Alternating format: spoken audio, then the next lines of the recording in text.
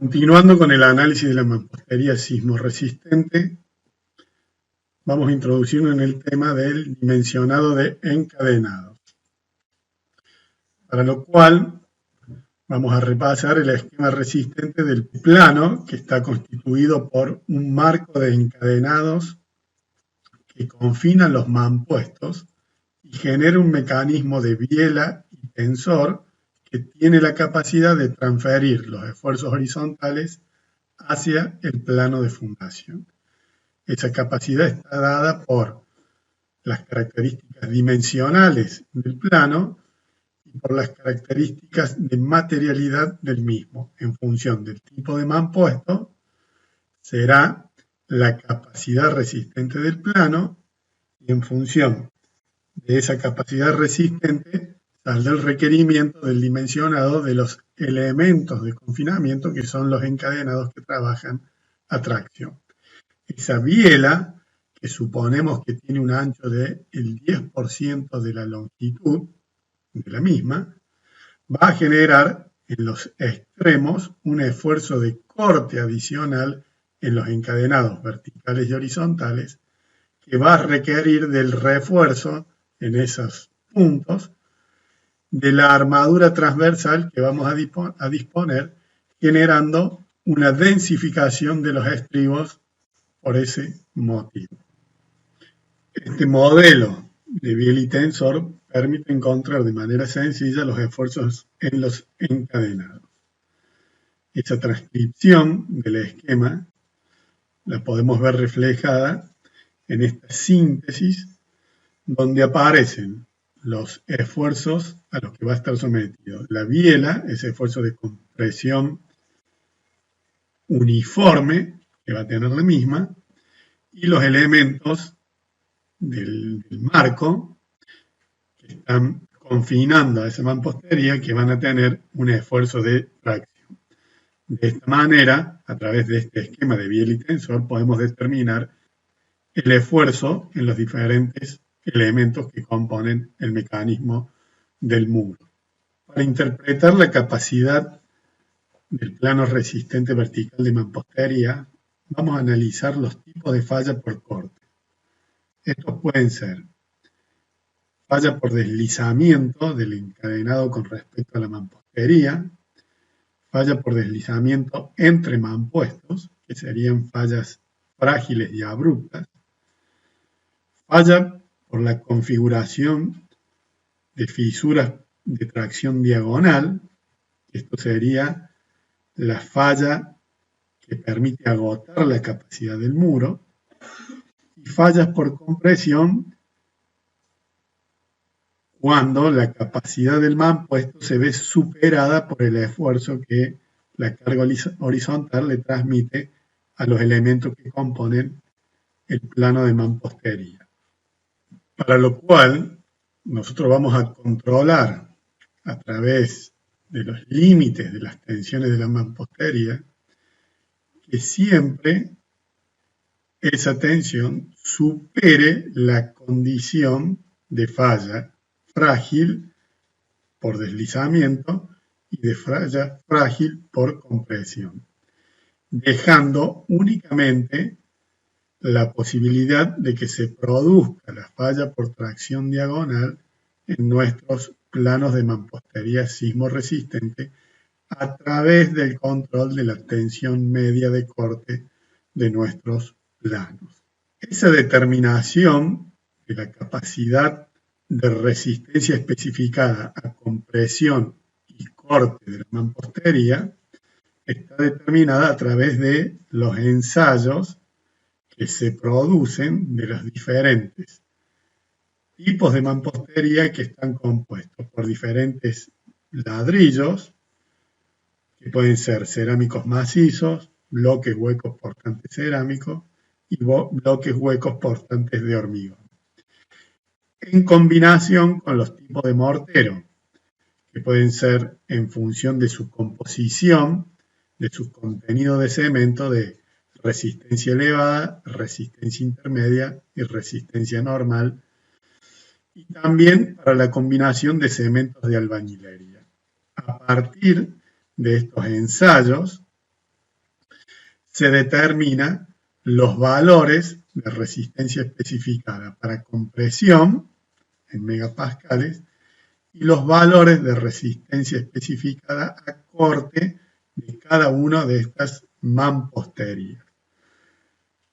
Con estos valores determinados a través de diferentes ensayos, nosotros vamos a comparar los requerimientos que tenemos de nuestros planos resistentes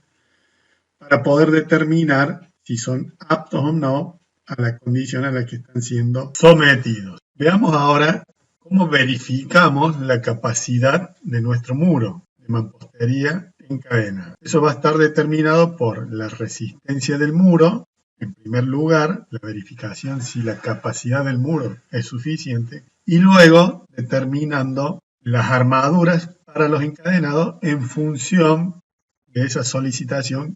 que va a tener el muro. En primer lugar, vamos a hablar de la resistencia al corte. Deberá ser equilibrada por una resistencia de diseño que es igual a una resistencia nominal afectado por un coeficiente de minoración. Ese corte último que tiene que resistir el muro va a ser producto de el sometimiento del muro al esfuerzo de la acción sísmica, como lo veníamos evaluando en el ejemplo que venimos desarrollando. Ese esfuerzo de la acción sísmica que es transferido a través del plano resistente al nivel de fundaciones genera dentro del muro un esfuerzo de corte interno. Ese esfuerzo de corte último, que tiene que ser resistido por la capacidad de nuestro plano resistente vertical. ¿Cómo vamos a determinar la capacidad de ese plano de mampostería? Ese esfuerzo de corte nominal va a ser igual a la tensión característica de corte de la mampostería con la que estamos fabricando nuestro muro, más un porcentaje de la tensión de compresión, multiplicado por el área del muro. Y esta capacidad, este esfuerzo de corte nominal, tiene que ser menor o igual a 2 veces la tensión característica de corte del muro por el área bruta de nuestra sección del muro. Esta tensión de compresión, esa tensión media de compresión, tiene que ver con las cargas que están aplicadas sobre este muro. A medida que estas cargas son mayores, mejoran el funcionamiento del muro porque lo están comprimiendo. Esa mejora en el comportamiento del muro tiene la limitación esta que se está estableciendo como hasta la duplicación de el área bruta multiplicada por la tensión característica corte del muro, por la capacidad del muro. Otra forma de determinar ese corte nominal o esa capacidad del muro es multiplicar la tensión característica de corte por el área bruta y aumentarle el 40% del normal último al cual va a estar sometido nuestro muro. En definitiva, tiene que ver con las características de la mampostería con la que estamos fabricando nuestro muro, figura esa situación, esa tensión característica al corte que puede soportar nuestro muro, y también involucra, por otro lado, las cargas que están actuando sobre el muro. En función de esos dos parámetros se va a determinar la capacidad resistente de la mampostería. Vamos a ver ahora cómo determinamos la armadura de los encadenados horizontales y verticales, la armadura longitudinal, que me va a dar la resistencia del encadenado. Esto es una verificación. En función del esfuerzo de corte último del panel, vamos a determinar el normal último de la viga o del encadenado horizontal, que va a estar determinado por la acción sísmica sobre el muro. Ese normal último del panel debe ser equilibrado por el esfuerzo normal de diseño de la viga. El esfuerzo normal del diseño de la viga es igual al esfuerzo normal nominal de la viga, o sea, la capacidad real que tiene el encadenado, la armadura que dispongamos en el encadenado, afectado por un coeficiente de minoración. esa acción sísmica sobre el muro me va a determinar entonces ese normal último, que sería el requerimiento, y a ese requerimiento lo voy a mayorar, ¿no es cierto?, por este coeficiente, y ese esfuerzo deberá ser equilibrado por el normal nominal de la viga, que no es otra cosa que la sección del acero multiplicado por la tensión de fluencia del mismo. Entonces, si yo tengo ese esfuerzo normal, lo divido por la tensión de fluencia y me va a dar el área necesaria y me va a determinar la armadura longitudinal del encadenado horizontal. En zona sísmica 1 y 2 no puede ser menor a 4 hierros del diámetro 6. Una vez que tengo determinada la armadura longitudinal, vamos a ver cómo determino la armadura longitudinal del encadenado vertical o del encadenado de columna, como le llaman. Ese esfuerzo normal último, o sea, la solicitación que va a tener este encadenado, está determinado por el esfuerzo de corte proyectado sobre el eje vertical. Entonces, a través de trigonometría, lo que está haciendo acá es, a través de la tangente del ángulo, donde está tomando el cateto opuesto y el cateto adyacente, está proyectando este esfuerzo de corte último que tengo en el muro, lo está proyectando en la vertical que corresponde al esfuerzo de corte último en la columna, a través de la trigonometría, que es esta expresión que tenemos aquí. Y lo está afectando por una amplificación que puede ser 1, en el caso de que K valga 0. K está referido al número de pisos por encima de este panel. En nuestro caso, como estamos en un solo nivel, es 1 más 0, va a quedar 1, o sea que no va a tener ningún coeficiente de amplificación. De esa manera saco la solicitación para calcular la armadura longitudinal. Esa solicitación tiene que ser equilibrada por el normal nominal de la columna, que tendrá que ser mayor o igual, y de esa manera voy a determinar el normal de diseño de la columna, que va a ser igual al normal nominal afectado por un coeficiente de minoración, que me garantiza, ¿no es cierto?, el funcionamiento y la determinación de la cantidad de armadura que voy a disponer en el encadenado vertical. Este normal nominal de la columna es el que me va a determinar el área del acero que voy a tener que disponer teniendo en cuenta la tensión última del acero, siguiendo un mecanismo de cálculo de la misma manera que lo hicimos con la armadura longitudinal del encadenado horizontal. Y para la determinación de las armaduras transversales, lo que vamos a hacer, o sea, de lo que son los estribos, lo que vamos a tener en cuenta es, por un lado, el esfuerzo de corte interno, ese esfuerzo de corte interno que va a pretender desplazar las secciones transversales de los encadenados, se va a distribuir la mitad en cada uno de los encadenados verticales. Entonces yo voy a tener que disponer acá una armadura transversal que me cubra la solicitación que me está generando ese esfuerzo de corte del panel repartido la mitad para cada uno de los encadenados. Ese esfuerzo nominal de la columna o del encadenado vertical tiene que ser igual al corte nominal de la columna afectado por un coeficiente de minoración. Ese corte nominal de la columna va a ser igual al área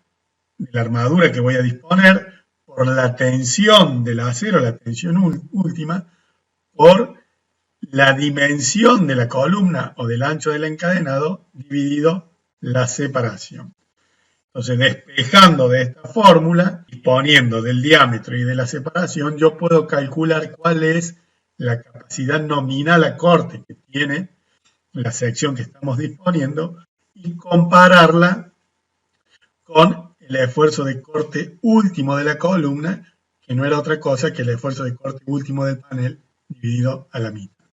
De esa manera puedo determinar la armadura transversal por los esfuerzos que le están llegando a nuestro panel. Y hay otras disposiciones para determinar la armadura transversal que son de aspectos constructivos, que tienen que ver con relaciones dimensionales para determinar las zonas críticas, las zonas normales,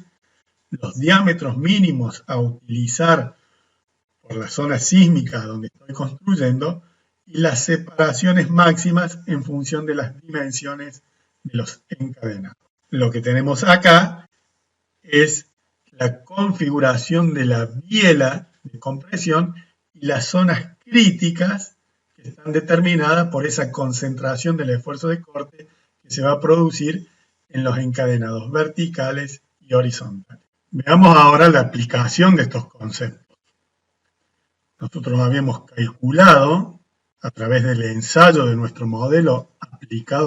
aplicándole una fuerza horizontal que simulaba la condición sísmica, y habíamos determinado el valor del esfuerzo de compresión de las bielas de los muros que actuaban en la dirección paralela en la que le habíamos aplicado la fuerza, y como habíamos eliminado el fenómeno torsional, vamos a empezar verificando o dimensionando los muros que tienen la mayor solicitación en la dirección Z. Acá tenemos el esquema, los tres muros en la dirección Z o en la dirección X del planteo original, los muros en X,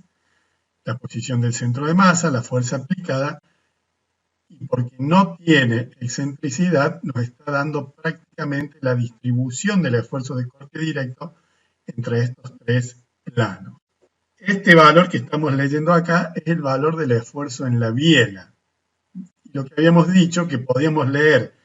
el valor del esfuerzo de corte en el muro si tomábamos la reacción en la dirección correspondiente, en este caso en la dirección paralela a la de la fuerza aplicada. Esa reacción nos va a estar dando el esfuerzo de corte en la base del muro, que es el que tenemos reflejado acá en nuestro esquema. Para la otra dirección, lo que vamos a hacer es aplicar la misma fuerza. De nuevo, como la excentricidad había sido eliminada a través de la optimización del mecanismo, el esfuerzo que tenemos sobre los muros es el que corresponde directamente al esfuerzo traslacional que está generando la fuerza aplicada. Acá tenemos la magnitud del esfuerzo en nuestras bielas, nuestras mamposterías sismo resistentes, y de la misma manera que hicimos en la otra dirección, si yo tomo acá el valor de la reacción en la dirección paralela a la fuerza aplicada, voy a obtener el valor del esfuerzo de corte en nuestros muros, que lo vamos a reflejar, ¿cierto?, para cuando tenemos aplicada la fuerza en la otra dirección. Esta sería la distribución del esfuerzo de corte, siempre hablando de esfuerzo de corte directo, justamente por la optimización que hicimos de nuestra planta. ¿Cómo vamos a dimensionar todos estos parámetros de los que venimos hablando, que me permiten hacer la verificación del muro y el dimensionado de los encadenados verticales, tanto su armadura longitudinal como su armadura transversal? Lo hemos sistematizado en esta planilla que se llama 103 dimensionado de encadena. Y ahora vamos a repasar cómo es la carga de datos y cuáles son los parámetros que intervienen para determinar las armaduras y poder hacer la verificación del comportamiento de nuestro plano resistente vertical. Acá tenemos la presentación de la planilla, donde aparece un cuadro donde vamos a cargar los datos generales del muro y luego lo que corresponden a cada uno de los encadenados perimetrales del muro en cuestión. En este caso vamos a trabajar sobre MX2, donde vamos a definir el tipo de mampuesto con el que vamos a trabajar, el bloque hueco cerámico en nuestro caso, el espesor del muro, que puede ser de 18 centímetros para este tipo de cerámico, el tipo de mortero, que puede ser elevado, intermedio y normal, que nos va a definir entre estos parámetros las características de la mampostería, determinando las tensiones de corte y las tensiones de compresión, que están reflejadas acá en el resto del cuadro, donde se cambian de manera automática. Nos está dando la resistencia a compresión, la resistencia al corte y el peso específico determinado para esa mampostería. Eso es lo referido a los materiales. Luego tenemos las cargas sísmicas, donde vamos a determinar el grupo, la zona sísmica, el sitio sobre el cual estamos trabajando. Eso nos va a determinar el factor de riesgo y el coeficiente sísmico. El factor de simultaneidad, que tiene que ver con el destino de la azotea. Y este dato, que es el dato que nosotros vamos a introducir, que es el que leemos del programa, que es el esfuerzo axil de la biela comprimida. Automáticamente, el software hace lo mismo que veíamos nosotros recién en el teórico y lo va a descomponer proyectándolo en el esfuerzo de corte último sobre el panel, que es el dato con el cual va a operar para hacer la verificación de nuestra panel de mampostería sismo resistente. En cargas gravitatorias vamos a determinar el QD, el QL y el área de influencia que está cayendo sobre ese muro para tener en cuenta esa tensión de compresión que va a mejorar o no el funcionamiento de nuestro panel de mampostería. Acá están las combinaciones que tiene en cuenta. Si se acuerdan, dentro de esas combinaciones va a tomar la que le genere el menor esfuerzo normal último, ¿cierto? Teniendo en cuenta las sobrecargas, para no beneficiar el comportamiento de nuestro plano. Acá le vamos a dar las dimensiones de altura y longitud, ¿no es cierto?, para que pueda, en función de las relaciones geométricas, descomponer la fuerza, y la cantidad de pisos por arriba, que tenía que ver con esa amplificación de esa tensión de compresión que estaba utilizando. Con todos estos factores va a calcular, ¿no es cierto?, la resistencia nominal, el factor de reducción y la resistencia de diseño para poder compararlas con las solicitaciones que va a tener nuestro plano resistente vertical. Estas solicitaciones tienen que ver con el corte y con la compresión a la que va a estar sometido nuestro muro. Y vamos a completar los datos de nuestra planilla estableciendo en cada uno de los encadenados perimetrales de nuestro muro los datos que tienen que ver con el espesor y la altura del encadenado. Y automáticamente la planilla nos va a calcular con esas fórmulas que veíamos anteriormente la armadura longitudinal, los estribos en zona normal y los estribos en zona crítica, respetando los diámetros mínimos que tiene que utilizar para cada una de las zonas sísmicas a donde estamos trabajando. Lo mismo tenemos que hacer con el encadenado vertical izquierdo y con el encadenado vertical derecho, proporcionarle las dimensiones de los encadenados para que pueda determinar las armaduras longitudinales, el estribo en zona normal y el estribo en zona crítica. Y lo mismo completando el encadenado horizontal inferior con los datos de las dimensiones. De esta manera, toda esa instrumentación teórica que veníamos desglosando de cómo calculaba y cómo verificaba los parámetros para la resistencia del muro, tanto al corte como al esfuerzo de compresión y para el dimensionado de las armaduras, ha quedado sistematizada en esta planilla que se llama 103 dimensionado de encadenados. De la misma vamos a extraer los datos para el detalle del dibujo de los encadenados, donde vamos a tener las dimensiones de las armaduras longitudinales y transversales con su posicionamiento y su separación, teniendo en cuenta algunas condiciones de armado que me garanticen el funcionamiento de estos encadenados que están enmarcando estos mampuestos, para lo cual existen una serie de detalles que me van determinando cuáles son las longitudes de anclaje para las armaduras longitudinales, cómo tiene que estar dispuesto el detalle para que me garantice la continuidad entre los encadenados verticales y horizontal, y que tienen que ver con condiciones constructivas de los largos mínimos en función de los diámetros, que se pueden estudiar según cada caso que vayamos determinando. También están determinadas las longitudes de anclaje para los encadenados verticales cuando se introducen en la cimentación, ya sea una cimentación común o una plantilla de hormigón armado. Básicamente, las medidas y las condicionantes que tienden a garantizar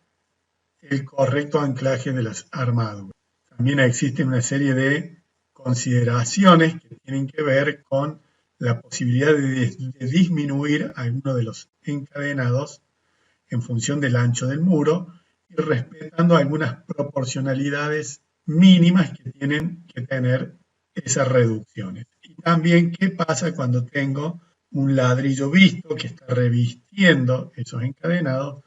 cuál es la variación que puedo hacer de las dimensiones y hasta qué punto puedo achicar las mismas para lograr el efecto del envolvente que estoy requiriendo y no disminuir la capacidad del encadenado frente a los esfuerzos horizontales. Toda esta información va a ser reflejada y volcada en nuestro detalle de armadura, básicamente insistiendo en esto, en las condiciones de empalme de las armaduras horizontales y las armaduras verticales para que garanticen la continuidad de estos elementos perimetrales que van a trabajar a tracción y permitan la configuración de ese mecanismo que es la base de la hipótesis con la que venimos desarrollando el análisis de nuestra estructura, donde se va a configurar esa biela de compresión constituida por los mampuestos y ese enmarque de los encadenados que van a garantizar la estabilidad de los elementos que están por dentro de ese enmarque perimetral que constituyen los encadenados. De esta manera hemos barrido desde la determinación de las solicitaciones sobre nuestros planos resistentes verticales, la afectación del corte directo y el corte indirecto, la valoración de los esfuerzos sobre esos muros, la determinación y la verificación de las secciones de armadura y de la capacidad portante del muro, el uso de la planilla donde está sistematizada esta información y la determinación de los aspectos constructivos referidos a los detalles de nuestros planos resistentes verticales que nos van a servir para transferir esta información a la obra para que se ejecute de manera adecuada este tipo estructural tan utilizado en nuestro medio.